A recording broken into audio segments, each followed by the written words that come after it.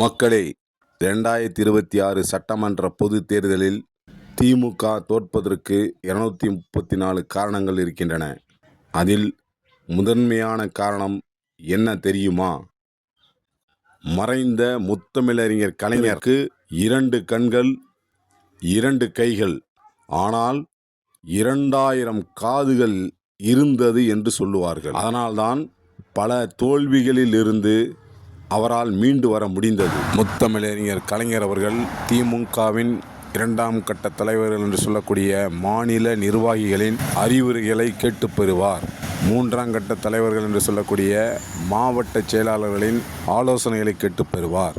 ஒன்றிய செயலாளர்கள், கிளைக்கழக செயலாளர்களின் கருத்துக்களையும் கோரிக்கைகளையும் குற்றச்சாட்டுகளையும் காது கொடுத்து கேட்பார். திரு மு.க. ஸ்டாலின் அவர்களுக்கு 2 கண்கள், 2 காதுகள், 2 கைகள், 2 காதுகள் தான் இருக்கின்றன. அதில் ஒன்று சபரீசன் சொல்வதை மட்டுமே கேட்டது, இன்னொன்று உதயநிதி ஸ்டாலின் சொல்வதை மட்டுமே கேட்டது.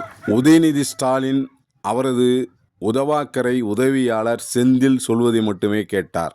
உதவாக்கரை உதவியாளர் செந்தில் ஒரு காதில் கோடீஸ்வரர்கள் சொல்வதை மட்டுமே கேட்டார், இன்னொரு காதில் லட்சாதிபதிகள் சொல்வதை மட்டுமே கேட்டார். ஏழை எளிய திமுக தொண்டர்கள் சொல்வதை கேட்காமல் அடித்து துரத்தி விட்டார். அவர்கள் திமுகவிற்கு தோல்வியை பரிசாக அளித்துள்ளார்கள். இனிமேலாவது திரு மு.க. ஸ்டாலின் அவர்களும் உதயநிதி ஸ்டாலின் அவர்களும் திருந்துவார்களா? சபரீசன் அரசியலிலிருந்து விலகி தொழில் தொடங்க முன் வருவாரா? மீண்டும் திமுக எழுச்சி பெறுமா? பொறுத்திருந்து பார்ப்போம்.